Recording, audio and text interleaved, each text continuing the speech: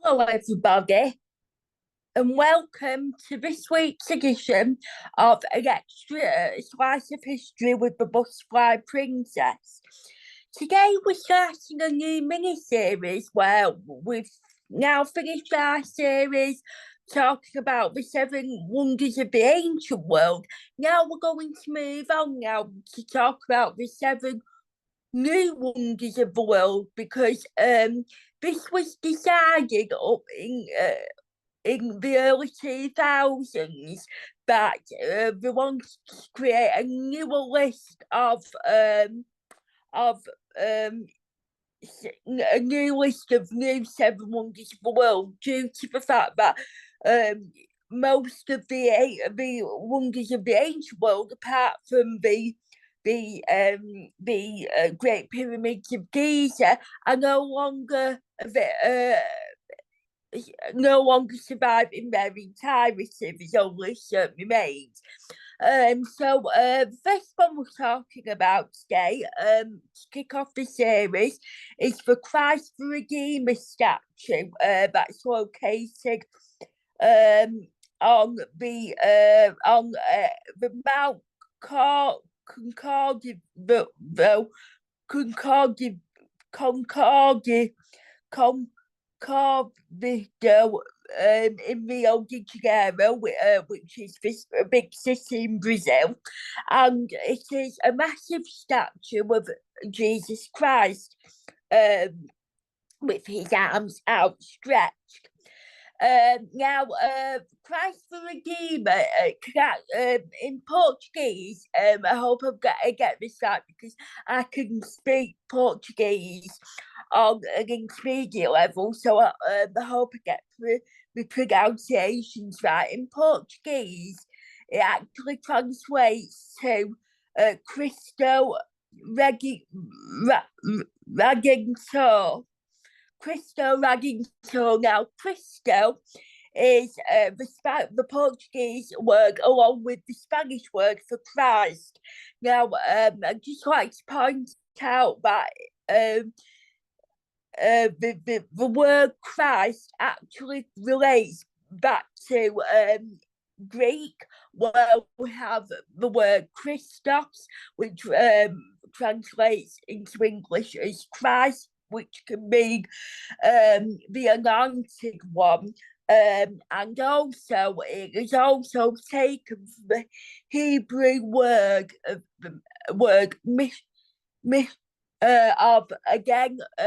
excuse my Hebrew pronunciation. It means anointing. Christos relates into English from Greek as meaning the anointed one, and but and it's also taken from the Hebrew word of Mishnah, which I hope I've pronounced that right, which can mean Messiah, which relates to Messiah, because anointed one means the son of the son of the son the son, and it's an interesting translation, because in the Christian faith, um, faith, um, faith, Christians actually believe that that Jesus Christ is the Messiah.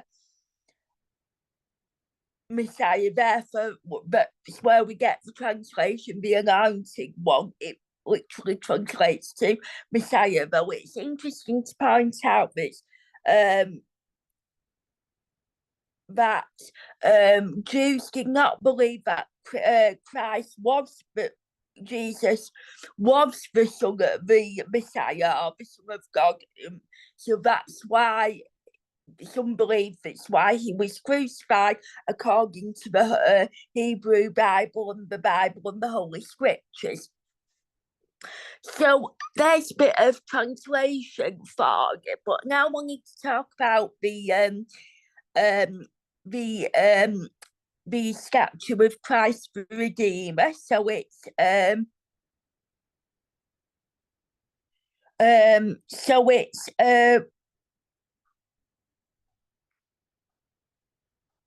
So the Mount Concagua in Brazil, in Rio de Janeiro, um, which is Brazil's principal port city. It was completed in the year of 1931 and stands a staggering 98 feet, equivalent to 30 metres tall.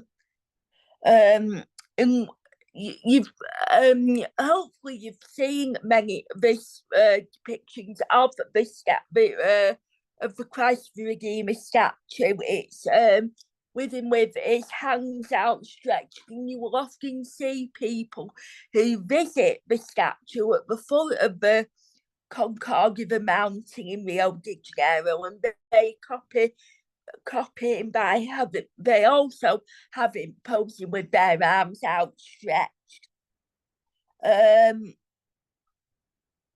So the hands of the statue are horizontally stretched out, and they span a staggering 92 feet, equivalent to 28 meters. And this statue has become the whole embodiment of the city of Rio de Janeiro and the whole country nation of Brazil itself.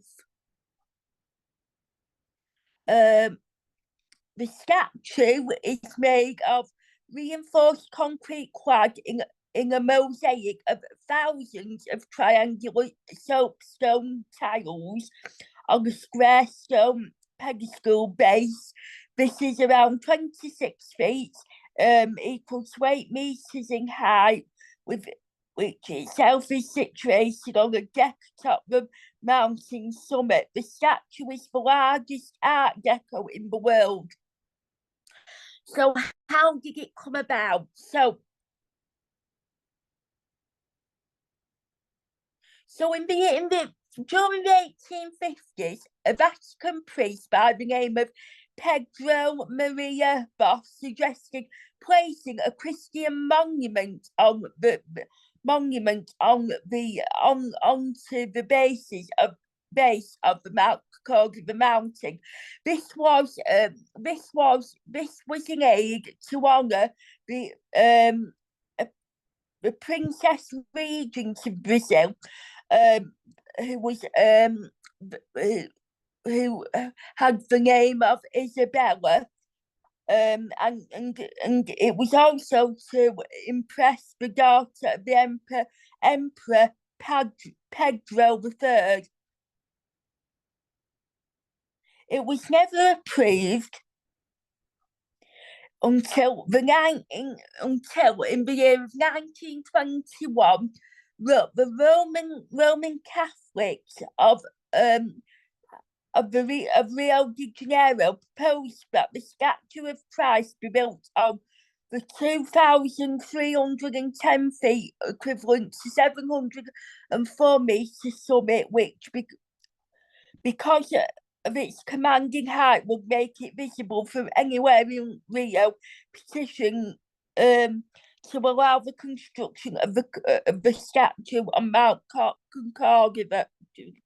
We go. 1 minute.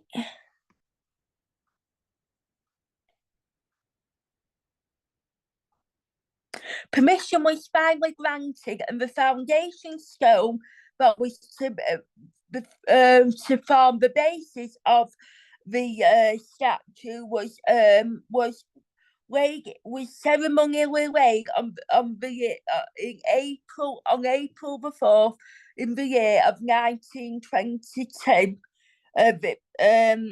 This was to commemorate the centennial day of Brazil's independence from Portugal, because the reason why, another interesting fact here, the reason why Brazil is the only Portuguese speaking country of the whole continent of South America was because Brazil was inhabited by many Portuguese, by many what's the word? By many Portuguese colonies, and they left their official language for them. So that is the reason why Portuguese is the language of Brazil even to this day. Um,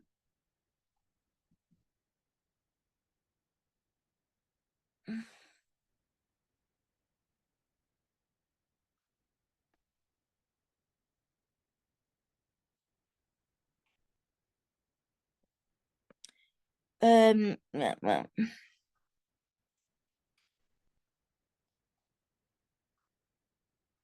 so we actually took a total of 5 years to complete. So work started on the momentous statue in the year of 1926 and was completed in 1931.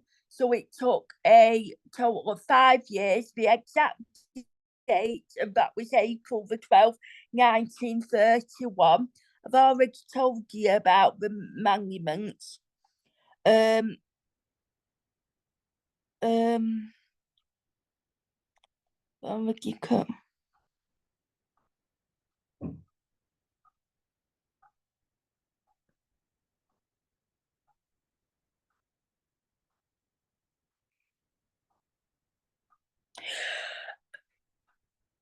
Even though permission was granted for this monumental statue to be built in order to celebrate the country of Brazil's independence from Brazil, because they became independent from Brazil in 1822, 100 years before.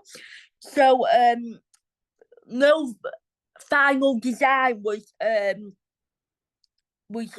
chosen. So they decided to hold a competition where to find a perfect designer, and the person that who was chosen for the design was a man called Hector de Silva Costa, and he was chosen on the basis of his statue of the figure of Jesus Christ holding, and his sketches included Christ holding a cross in his right hand and a world globe in his left hand.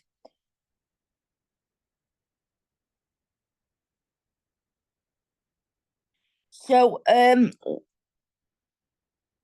later on, in collaboration with a Brazilian artist by the name of Carlos Oswald, De Silva Costa later amended the plan, and Carlos Oswald has been credited for the idea of the figure standing pose with his arms spread out. Um, and then a French sculptor by the name of Paul Lewandowski then collaborated with De Silva Costa on the final design, and he has been credited with the figures head and hands. Funds were raised privately, principally by the church. Materials and workmen's were transported to the summit via a railway line.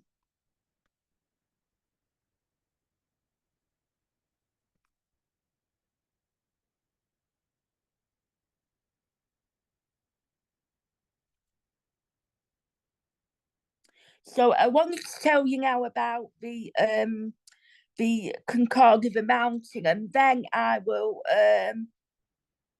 so just to finish off that final part, the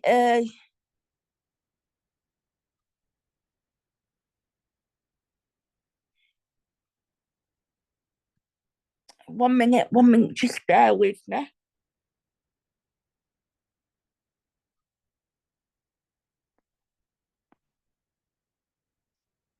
So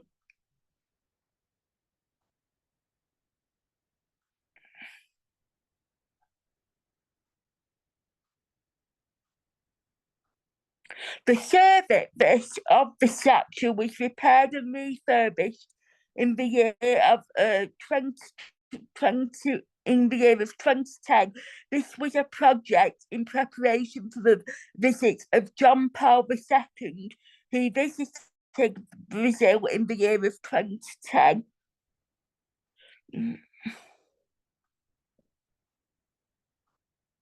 And in 2002, escalators and panoramic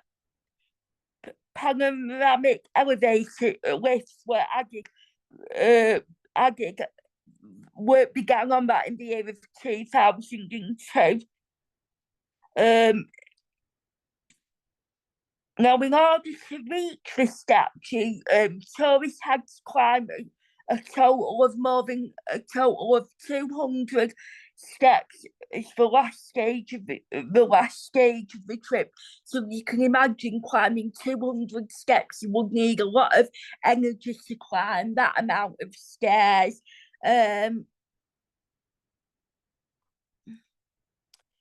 Right. So 1 minute. 1 minute.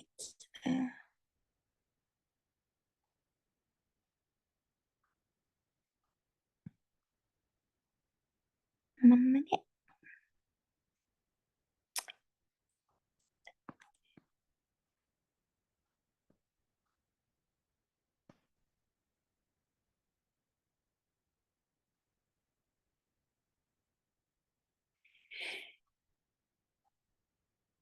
After its completion in the year of 1931, it has undergone a number of public repairs and renovations, including a thorough cleaning in the year of 1980.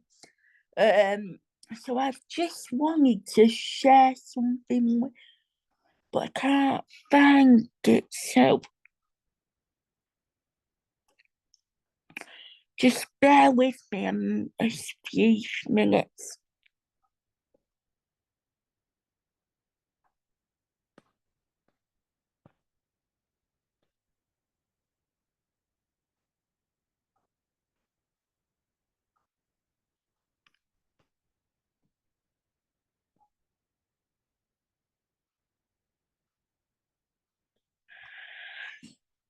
I wanted to tell you about the patron saint of Brazil, because that was who it was dedicated to. Um,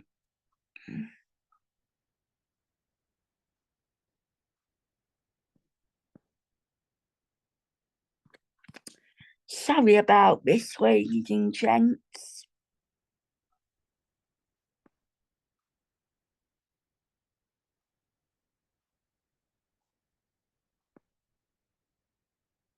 Oh yes, so to mark the statue's 75th anniversary in the year of 2006, a chapel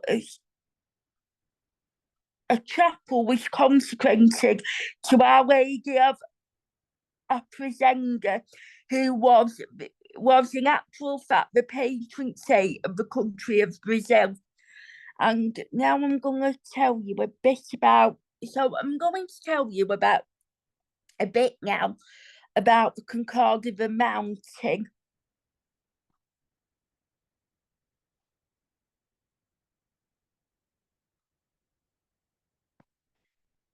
1 minute.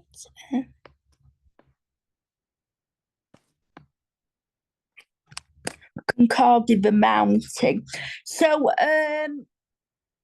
it stands for a total of 700 meters high, and it is actually situated in the Corsican range and overlooks the city of the big city of Rio de Janeiro.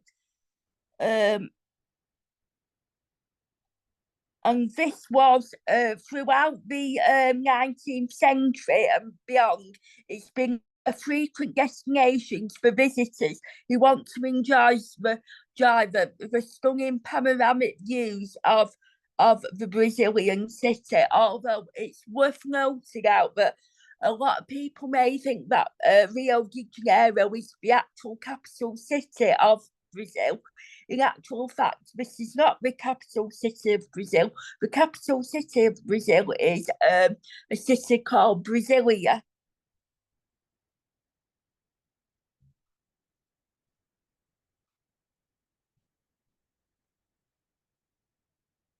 The Concordia Mount Railway that has been built in order for people to reach the very top of the mountain was built and constructed in the year of 1884. They built this railway using an innovative cog system that was brought to Brazil from Switzerland. It was a grand total of 3,827 meters in length, with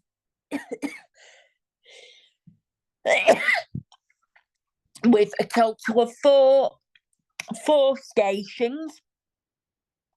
The fourth and final station is only 40 meters below the actual summit of the mountain.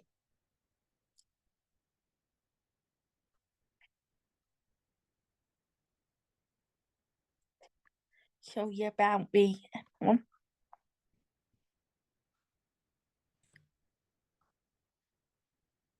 So in September in the month of September in the year of um of 1923, a fundraising event was held, and this fundraising event was called Monument Week, and it took place. And in only 7 days, a grand total of 100,000 resins was raised, half of what was needed to actually build the statue. So they reached the halfway point of the funds in only a short amount of time, in a short amount of 7 days.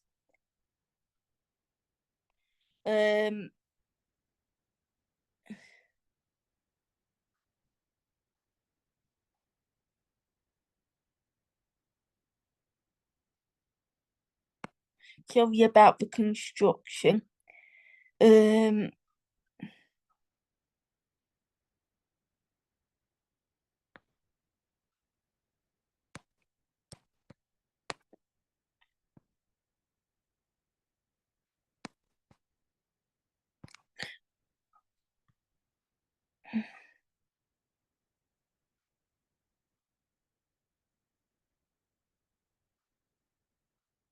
And actually, when this was finally built, it actually became a symbol of the city, and even a national woman, and even a lot of women actually cut out small pieces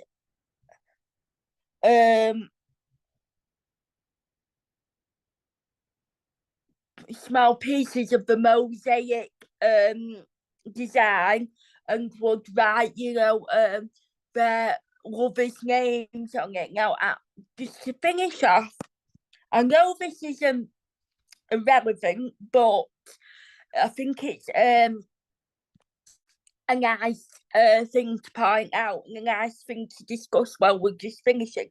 So, if you're a regular viewer of the Butterfly Princess show, you will know that I do monthly book reviews from various books that I've listened to from the app Borrow Box. And I've discussed a number of books by an author called Lucinda Riley. Now, she has written a number of books, standalone books, but she's also well known. Sadly, she's no longer with us, because she sadly died a few years ago. But She is well known for writing a series of books known as The Seven Sisters, and that is they are based on the Seven Sisters of the Pleiades, which was a star cluster. So we have the Seven Sisters, we have Maya, which is Maya. We have Solana, Alcione, who is known as Ali in the series. We have then Asterope, who is known as Star in the series. We have then Solano, which is known as Cece in the books. We then have Tiger Tate, who is known as Tiggy in the series. We then have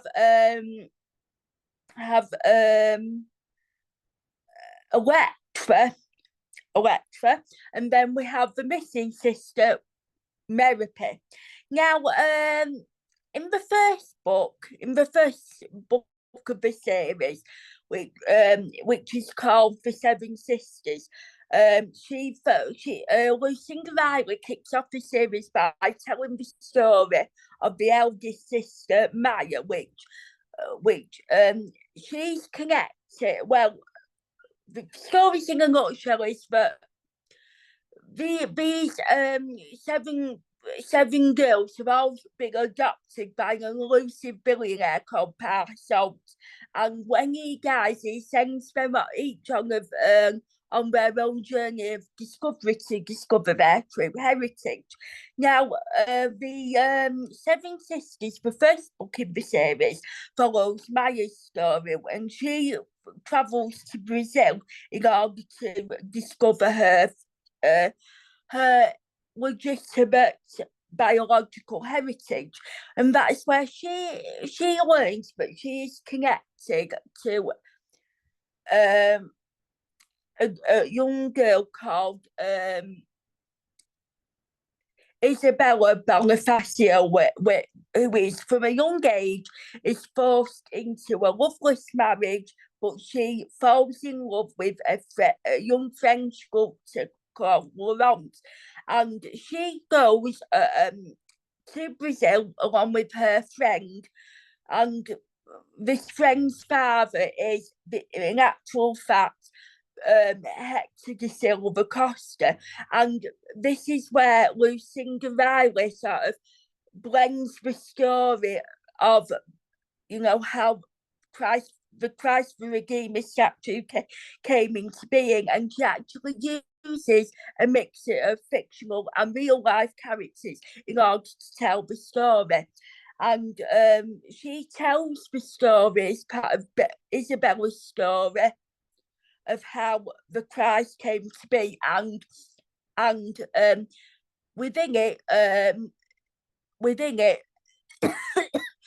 when I mentioned that women actually, excuse me, when I mentioned that women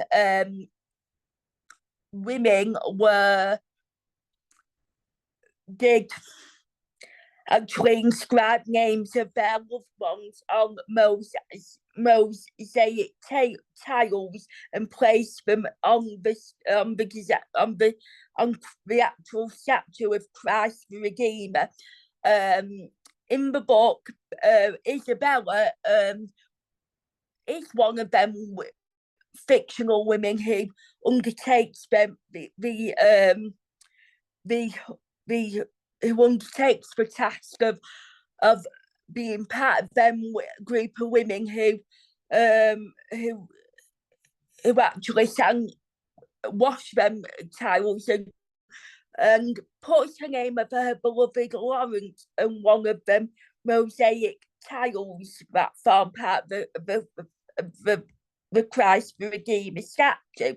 So if you want to learn more about Christ the Redeemer statue, I guarantee that I can recommend that you read that book, but also have a look on the actual website of Lucinda Riley, as she has actually included sort of a post on her own independent research. She's done more research into Christ the Redeemer statue herself. She tells you a bit about the life of Hector Silva Costa and the sculptor Paul Lewandowski, who also makes an appearance in the book. So she adds a mixture of both fictional characters and fictional characters and real life characters in her books. And when I post this episode out, I will include the link to that Seven Sisters audio book, which is available on LinkedIn. You can also buy the books on Amazon, or you can borrow them from various libraries, wherever you get your books, or wherever from, it's up to you. But that now concludes this week's episode of An Extra Slice of History with the Butterfly Princess. Hope you've enjoyed learning a bit about the Christ the Redeemer statue, and hope you can join me next week, where we will be discussing the next new wonder of the world, which is the Colosseum in Rome. So hope you can join me for that. But until then, have a lovely rest of your week, and I will see you again very soon. Take care. Bye-bye for now. Bye-bye.